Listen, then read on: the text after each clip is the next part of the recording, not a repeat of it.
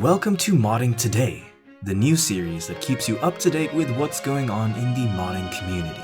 There's been some exciting new developments and interesting work in progress mods on the horizon. But before we get into it, Onsies buns!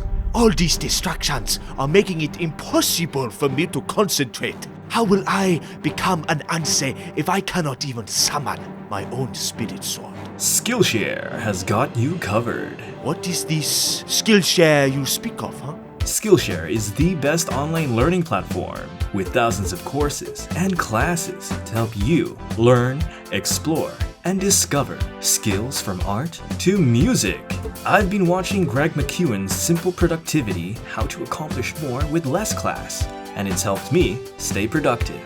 Skillshare can help me focus. Yes, and not only is Skillshare affordable, but the first 1,000 people to use the link in the description will get a 1-month free trial.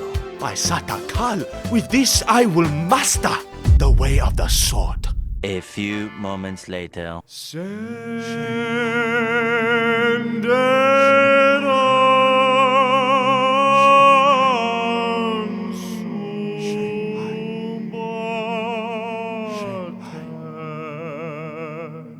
So click on the link in the description to join Skillshare and improve your skills today. Monitor has been working on a sneak crawling mod. When sneaking and pressing the sprint input, you'll enter a crawl animation. When crawling, you'll be harder to detect, so it's a great addition for those catered to a sneaky playstyle. It also works really well with Knickknack's crouch slide mod, so you'll be able to go from sprinting to crawling in just a second or two. It also works off behaviors and not scripts, so you won't experience any lag. Your followers will also crawl when you do, and overall it's a neat utility to have, or you can use it for other purposes. I personally have had way too much fun taking screenshots of Bonsai Buddy crawling. But what if we could sneak under tight spaces like tables? Well, after bouncing some ideas off Ursh, I got them to consider creating a crawl add-on for dynamic collision adjustment. Things could get interesting with this add-on. Imagine location mods having tight spaces you need to squeeze through to solve some puzzles. This add-on could open some interesting possibilities. I'm super excited about this next work in progress mod. Monitor and our friends have put together something truly special. Here's Book of Creed. This mod takes inspiration from Assassin's Creed and adds a hidden blade that can extend and retract. Malatius created the absolutely gorgeous model from scratch, and Willow helped port it to Skyrim. It supports both vanilla and MCO combat animations, includes mocap animations D-Star recorded themselves, is a completely new weapon type, and animators like Slim the Alien are planning on making custom movesets for it down the road. This mod really is a product of the community we've built up this last year, and I am so happy to see what we're able to accomplish together. This is a Skyrim guild mod, but brace yourselves because here comes the insane part. Detry and Monitor are working on aerial assassinations and paired kill moves just like you see in Assassin's Creed, and I can't wait to see how this mod turns out. If you wish to help Monitor and get early access to both their Crawling and Book of Creed mod, be sure to support them on Patreon. So I was originally planning on talking about DAR not getting updated for over 3 months now, but just a few days ago, Filiski dropped an update for AE.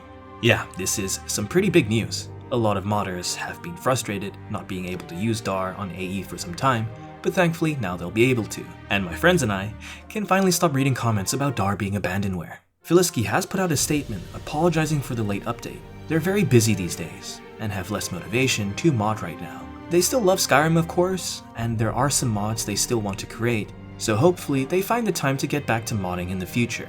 They also explained they're considering releasing DAR's source code, so other SKSE modders can help update it if he's absent, just in case Bethesda fractures Skyrim's versions with more future updates. But they said source code for DAR is pretty messy right now, and so they want to take some time to organize it all and publish it when they're satisfied. Speaking of Skyrim updates, it's pretty clear Bethesda has one planned. I won't go into great detail, as this topic warrants its own separate video, but in short, we have strong reasons to believe Bethesda will release some sort of successor to the Creation Club. I might make a video with more details on this soon. Now for some big news. Ursh is developing Open Animation Replacer, an open source successor to DAR. It'll include more custom conditions for animators to use, backwards compatibility with all mods requiring DAR, work for both SE and AE, and have an in-game user interface with features like filtering. It's still a work in progress, but from my testing, I haven't run into any issues. Additionally, there have been some reports of people getting better FPS, though I haven't seen any hard proof of this yet. If you want to help Ursh out and get early access to OAR, be sure to support them on Patreon. In related news, Ursh has also managed to squash the super annoying animation queue issue. This issue is a result of the queue being overloaded when a lot of animations are loading at the same time. Those like me running with a lot of animation mods will notice their character T-posing whenever they launch and enter the game. The T-posing lasts a while until all the animations load in, but thankfully, with this fix, those days will be long behind us. I'm sure everyone has encountered Skyrim's dreaded light limitations.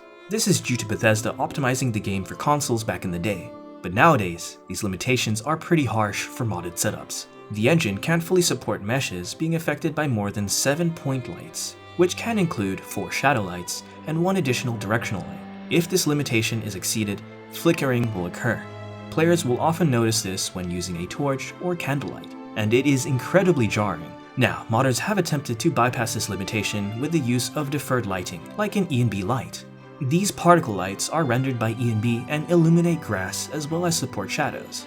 There are no limitations to ENB light source count other than your PC's horsepower, so we've made some progress here, but not all light sources can be switched to ENB light, so we're still dealing with the annoying light limitations. However, recently Doodles has been working on a workaround. They're going to use clustered rendering, so essentially we're splitting up lights into separate clusters for the PC to calculate things more efficiently. Now, a lot of work still has to be done, but hopefully it'll serve as a starting point for other modders to be able to jump in and help out. But how about the shadow limit? Well, Doodles doesn't plan on increasing the shadow limit, but they do want to do some shadows via screen space instead, just like ENB does. There's a possibility they might utilize voxelation or ray tracing, which would come with its own shadows. I just hope we can bypass these limitations, because it's really been holding us back over the years. Doodles is also working on an exciting ReShade add-on called Playground. This add-on will provide a wealth of options for what we can replace in ReShade. Modders will be able to replace things like screen space reflections, or other ENB user shaders inside of ReShade, and we might even see HDR support as well. But the big thing I'm interested in is proper motion blur implementation. Here's footage of Doodles' advanced motion blur add-on. You can tweak its strength in ReShade, and it's pretty good. I know motion blur is a polarizing topic. Some love or hate it, but I think it's worth giving motion blur a chance. The history of motion blur in gaming has led some people to develop a vehement rejection for it. I think people have to understand there are numerous methods of creating motion blur and different kinds of motion blur. You can't outright say all of it is bad. At the end of the day, visual motion on our displays will look imperfect because frames are discrete snapshots of moments in time. Motion blur fixes this strobing effect, and it is required to make motion believable. When done right, it is glorious, and Doodle's motion blur uses per object motion blur, so it is good. Playground will be able to expose a lot of useful information authors can use in post-processing shaders, covering more than ENB provides, and it can even detect which mods you have installed. So this add-on makes new effects possible. If you wish to help Doodles and gain early access to neat things like their advanced motion blur ReShade add-on, be sure to support them on Patreon. Alright, let's talk about Sirenroot. For those unfamiliar, Sirenroot is a quest mod Everglade is working on. It adds in a very unique puzzle dungeon with choices and consequences, as well as some really neat mechanics. Parts of the quest will feature character swapping, animated traversal, water puzzles, and cutscenes. If you haven't already, go watch its trailer. The quest mod will take around 2 to 5 hours to complete, and EVG animated traversal isn't a hard requirement, so the mod will be playable for those on Xbox. Currently, Everglade is hosting a casting call, so if you're interested in voice acting some characters for the quest, be sure to submit an audition. This is a mod you definitely should look out for. Knickknack is working on another dodge mod. It'll feature iframes, but will also include sneak dodges, werewolf and vampire lord dodges, magic and archery dodges, and more. They're also going to add in a whole new perk tree, which players can progress through in order to improve their dodge iframes, being able to dodge attack, and get perks to cancel stagger animations with dodging, and more. We haven't seen dodge mods integrate themselves into perk trees or many other playstyles, so I'm curious where this mod will go. If you wish to help Knickknack out and get a preview of this mod, be sure to support them on Patreon. Thanks for watching. Be sure to leave a like and subscribe if you enjoyed the video, and ring the notification bell to keep up with modding news and updates. Consider grabbing some merch and supporting the channel on Patreon. My patrons make it possible for me to produce content while I also study at uni. Take care, lads and lasses, and see you next time. By Satakal, with this I will master the way of the sword.